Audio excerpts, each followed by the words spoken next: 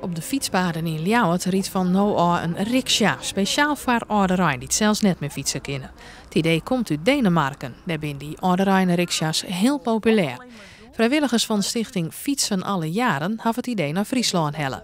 En een van de eerste passagiers is Wim Stallinga. Wat lekker weer hebben we vandaag. Fantastisch voor de aftrap.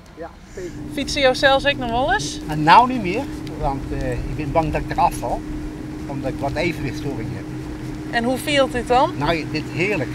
Dan voel je weer echt buiten. Je ziet weer mensen. Je komt op de plaats waar je anders nooit meer komt. Hoe zwier is dat nou, Albert? Nou, het valt mee hoor. Het is trapondersteuning, dus elektriciteit. We kunnen, als je flink meetrapt, wel 40 kilometer fietsen. Voor eerst is er maar één riksja, maar als startpunt verzorgingshuis Abingahiem in Ljouwert. De bedoeling is dat er meer riksja's komen, zegt initiatiefnemer Albert van Diek. Hij werkt in de zorg en zo kwam echt de inspiratie om soks op te zetten. Ik weet dat mensen gewoon niet vaak buiten komen. En in tehuizen, zeg maar. En iedereen heeft gefietst in Nederland. Het is zo jammer dat de mensen dan niet meer, als ze zelf niet meer kunnen fietsen, dan kunnen wij ze met de riksja mee naar buiten nemen. En dan weer lekker de wind door je haar.